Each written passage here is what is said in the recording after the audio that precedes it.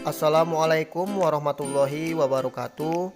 Alhamdulillah, kita telah memasuki semester genap ataupun semester 2 dengan melaksanakan pembelajaran jarak jauh atau PJJ secara daring.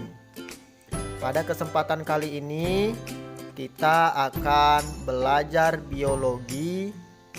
Jadi untuk anak bapak sekalian, tolong persiapkan buku catatan biologinya dan lihat penjelasan dari Bapak. Materi yang akan kita bahas yaitu bioteknologi. Bioteknologi asal kata bio dan teknologi. Artinya, pemanfaatan organisme hidup untuk menghasilkan produk dan jasa yang bermanfaat bagi manusia. Bioteknologi sudah dikerjakan manusia sejak ratusan tahun yang lalu karena telah bertahun-tahun menggunakan mikroorganisme seperti bakteri dan jamur ragi untuk membuat makanan bermanfaat seperti tempe, roti, anggur, keju, dan yogurt.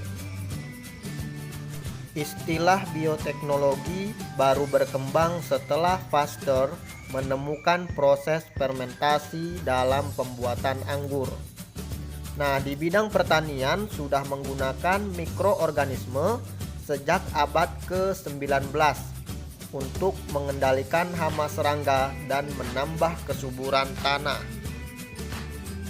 Bioteknologi dibagi menjadi dua. Yang pertama, bioteknologi konvensional, yang kedua, bioteknologi modern. Bioteknologi konvensional adalah bioteknologi yang mengandalkan jasa mikroba untuk menghasilkan produk yang dibutuhkan manusia melalui proses fermentasi atau proses peragian. Contohnya tepung, glukosa, dan alkohol. Sementara bakteri yang digunakan adalah Aspergillus dan Saccharomyces. Hasilnya yaitu asam cuka atau metanol. Contoh tape, memelihara jamur ragi tape atau mikroba pembuat tape pada ketela pohon atau nasi ketan yang dijadikan substrat bagi jamur ragi. Selanjutnya, pemeraman ketela pohon atau nasi ketan yang telah ditaburi ragi sebagai upaya untuk menciptakan kondisi yang sesuai untuk pertumbuhan jamur ragi. Bioteknologi modern. Bioteknologi modern khususnya rekayasa genetika, yaitu mengubah sifat organisme sehingga memiliki kemampuan seperti yang diinginkan.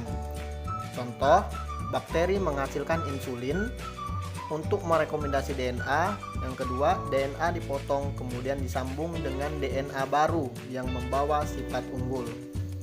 DNA baru hasil penggabungan inilah yang disebut dengan DNA rekombinan. Tahapan pembentukan DNA rekombinan. Pertama, mula-mula orang mencari DNA unggul, misalnya diambil dari makhluk hidup lain atau membuatnya sendiri. Pada saat sekarang sudah berhasil membuat DNA ini. Langkah yang kedua, menyiapkan wahana atau vektor, yaitu alat untuk memasukkan DNA ke dalam makhluk hidup yang akan diubah sifatnya. Wahana biasanya berupa virus atau plasmid dari bakteri. Plasmid adalah DNA yang bentuknya melingkar, terdapat di luar DNA inti bakteri. DNA plasmid mampu keluar masuk sel dan bisa bergabung dengan kromosom sel organisme lain. DNA plasmid yang telah bergabung dapat pula lepas kembali. Selanjutnya, memasukkan DNA rekombinan ke dalam sel. 4. Penggandaan atau cloning DNA rekombinan dalam sel.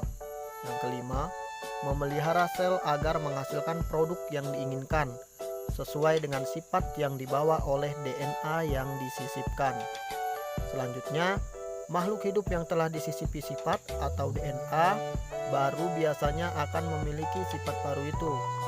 Makhluk hidup yang demikian itu disebut makhluk hidup transgenik atau GMO, Genetic Manipulating Organism. Penerapan bioteknologi dalam kehidupan sehari-hari. Banyak produk bahan makanan yang proses pembuatannya memanfaatkan kerja mikroba, misalnya tempe dan nata de coco atau sari kelapa dari kolang-kaling ataupun air kelapa.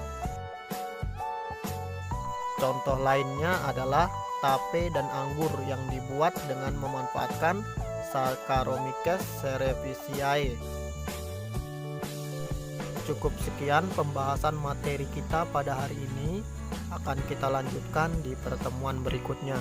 Assalamualaikum warahmatullahi wabarakatuh.